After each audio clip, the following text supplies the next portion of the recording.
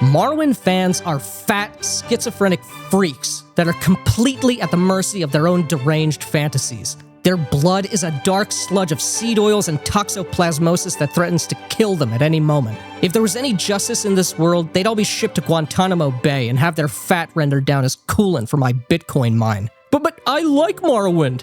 Yeah, and I like it too. Morrowind has an immersive world that you can get lost in, a rich and interesting story, and it's the last thing Bethesda made that wasn't absolute dog shit. But that will never be enough for nerds.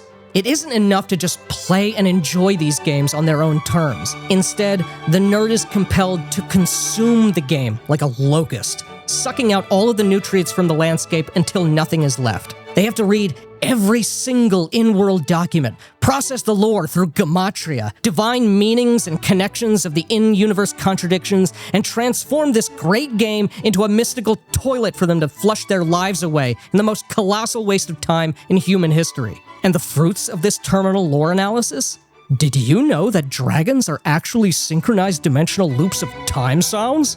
Did you know the Dwemer all teleported themselves into the skin of a giant brass Gundam? Did you know that the Queen of the Elves is actually a sentient mining ship from the future? Not even Evangelion is this retarded. If you're like me and have microwaved your brain enough to know what the fuck I'm talking about, then I've got bad news for you. You've wasted your life and you're going to die any second. It's later than you think. You see, none of these insane theories about the Elder Scrolls are actually in the game. They're the popular ravings of lunatics and Redditors that have spent entire human lifetimes connecting dots between vague in-world documents, bad fan fiction, and the metaphysical slam poetry of Michael Kirkbride. He had a giant fucking boner for his uncle, you know, showing up. Like, I wish the boner was still in that.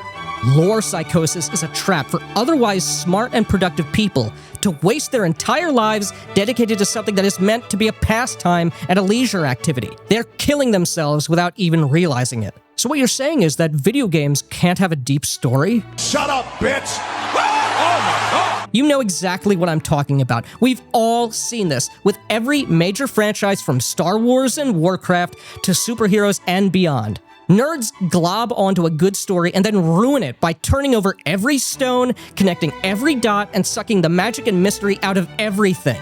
This is because nerds ultimately don't like anything. They just consume it. And Morrowind and the Elder Scrolls are the perfect example of this. This is a franchise where the disease is the most advanced, and the rot is all that is left in its place.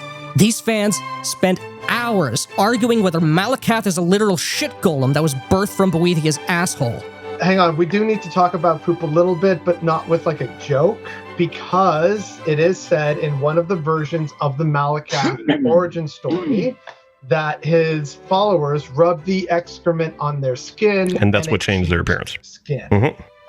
Why are they doing this? What compels them to dedicate an academic level of attention to something so fucking retarded? The truth is actually quite simple. Lore rabbit holes are a form of escapism, not in the manner of mere diversion or temporary enjoyment of a hobby, but in the sense that it's a true retreat from reality. It means a blanking out of the real world in which you have no power, and substituting that with simply manipulating the ideas of a fantasy world. When someone can't master anything in the real world, they cope by becoming the master of a fake world. This gives them a false sense of accomplishment and authority in their lives, which is completely absent in the real world. It's a waste in the truest sense. Nerds find solace in hyper-systematizing and categorization. They see worlds like Morrowind as a sort of grand puzzle that is missing pieces. If only we could connect enough red string between the various points of in-world fiction and text entries, then it can all be made to make sense. In reality, what you're doing is attributing meaning to the lunatic ravings of this guy. When you can't deal with the real world and its true mysteries, you have an outlet in fantasy. Fantasy cosmology and lore offers the illusion of a grand unifying theory of everything, where every void that is unfilled by religion or philosophy can be concocted and completed by the nerd himself. The obsession with filling in the gaps of a fantasy world to completion is an obsessive, maladaptive coping mechanism for people who have no power in their own lives. And once you've spent years agonizing over these games, arguing with other freaks and Discords, subreddits, and written multiple GeoCities dissertations on how the player himself is actually a lost god of Tamriel, there's a feeling of sunk cost that keeps you trapped in this sewer. All of this has to matter. And just before you zero-sum yourself like Kagernak at Red Mountain, the next Elder Scrolls game comes out. And even though it's even more generic and watered down than the one before it, the developers have tossed a couple of lore scraps your way to keep you invested. The fire hose of dopamine that your brain releases when this happens means you've been right all along. The work was worth it. An Argonian cheese merchant in the ghetto said, "Chim, just let me enjoy my video games, bro." No. First of all, they're my video games. Second, this sort of compulsive behavior is not what having a healthy hobby looks like. Hobbies in escapist media serve a legitimate purpose. They're inspiring to your own creativity and should be generative rather than simply inward-facing. The focus on completing the disconnected lore graph is something that only matters to you. There is not a single other person on Earth who can extract value from this or benefit from the fruits of your labor, because there are no fruits. This grand philosophizing about the metaphysics of Morrowind is nothing but intellectual masturbation. You're just endlessly gooning and flushing your time down the toilet.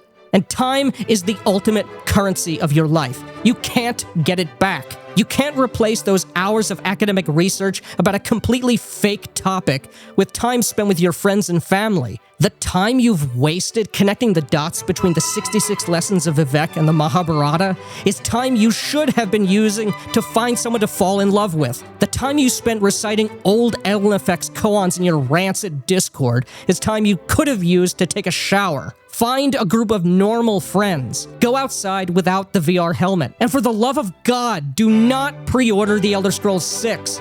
Be normal.